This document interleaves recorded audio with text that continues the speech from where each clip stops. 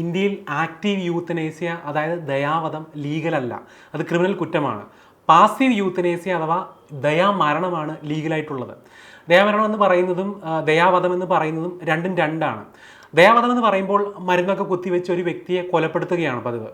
പക്ഷേ ഇന്ത്യയിൽ ലീഗലായിട്ടുള്ള ദയാമരണം എന്ന് പറയുന്നത് ഗുരുതരമായ അസുഖമൊക്കെ മൂലം ഒരു വ്യക്തിക്ക് ജീവിതത്തിലേക്ക് തിരിച്ചു വരാനാവാത്ത അവസ്ഥയുണ്ടാകുമ്പോൾ മെഡിക്കൽ ട്രീറ്റ്മെൻറ്റ് പൂർണ്ണമായും ഒഴിവാക്കി രോഗിയെ മരിക്കാൻ അനുവദിക്കുന്ന രീതിയാണ്. 2018 common cause versus union of India കേസിലാണ് സുപ്രീം കോടതി ദയാമരണത്തിനുള്ള അംഗീകാരം നൽകുന്നത്. അതായത് കോടതി പറഞ്ഞതനുസരിച്ച് ഭരണഘടനയിലെ ആർട്ടിക്കിൾ 21 പ്രകാരം ഒരു വ്യക്തിക്ക് അന്തസ്സോടെ ജീവിക്കാനുള്ള അവകാശമുണ്ട്.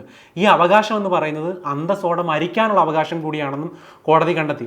അന്തസ്സോടുകൂടി ജീവിക്കാൻ സാധ്യമാകാത്തൊരു സാഹചര്യം വന്നു കഴിഞ്ഞാൽ, അതായത് ഭേദമാക്കാൻ സാധിക്കാത്ത വിധം കോമയിലാവുക, അതുപോലെ മെഡിക്കൽ സഹായത്തോടെ മാത്രം ഇനി ജീവൻ നിലനിർത്താൻ കഴിയുന്ന സാഹചര്യമൊക്കെ ഉണ്ടായാൽ ഒരു വ്യക്തി മുൻകൂർ തയ്യാറാക്കി വെച്ച സമ്മതപത്ര പ്രകാരം ചികിത്സകളൊക്കെ നിർത്തിവെച്ചുകൊണ്ട് അദ്ദേഹത്തെ സ്വമേധയാ മരിക്കാൻ അനുവദിക്കാമെന്നാണ്.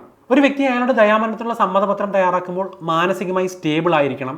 സമ്മതപത്രത്തിന് ഒരു നോട്ടറി അല്ലെങ്കിൽ ഗസറ്റഡ് റാങ്കിലുള്ള ഓഫീസറിൻ്റെ അറ്റസ്റ്റേഷൻ ഉണ്ടായിരിക്കണം.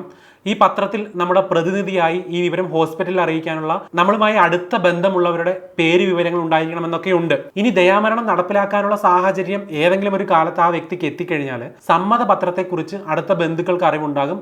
ആ അവസ്ഥയിൽ ആ രോഗിയുടെ അവസ്ഥ ദയാമരണത്തിന് അനുകൂലമാണോ എന്ന് പരിശോധിക്കാൻ ആശുപത്രി ഒരു പ്രൈമറി മെഡിക്കൽ ബോർഡ് രൂപീകരിക്കേണ്ടതുണ്ട്. അദ്ദേഹത്തെ ചികിത്സിക്കുന്ന ഫിസീഷ്യൻ ഉൾപ്പെടെ ആ ബോർഡിൽ 3 വിദഗ്ധരായ ഡോക്ടർമാർ ഉണ്ടായിരിക്കണം. പ്രൈമറി ബോർഡ് ദയാമരണത്തിനുള്ള അനുവാദം നൽകിയാൽ ആശുപത്രി ഉടനെ തന്നെ ഒരു സെക്കൻഡറി ബോർഡിനെ രൂപീകരിക്കണം. ഈ ബോർഡിൽ ജില്ലയുടെ ചീഫ് മെഡിക്കൽ ഓഫീസർ നാമനിർദ്ദേശം നൽകിയ ഒരു ഡോക്ടർ കൂടി ഉൾപ്പെട്ടിരിക്കണമെന്ന വ്യവസ്ഥയുണ്ട്. പ്രൈമറി ബോർഡിൽ ഇല്ലാത്ത 2 ഡോക്ടർമാരും ഇതിൽ ഉണ്ടായിരിക്കണം.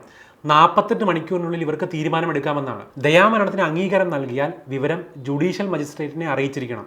തുടർന്ന് ജീവൻ സഹായ ഉപകരണങ്ങളും മരുന്നുകളുമൊക്കെ രോഗിയിൽ നിന്ന് പിൻവലിക്കുകയും രോഗിയെ സ്വാഭാവികമായി മരിക്കാൻ അനുവദിക്കുകയും ചെയ്യുന്നതാണ്.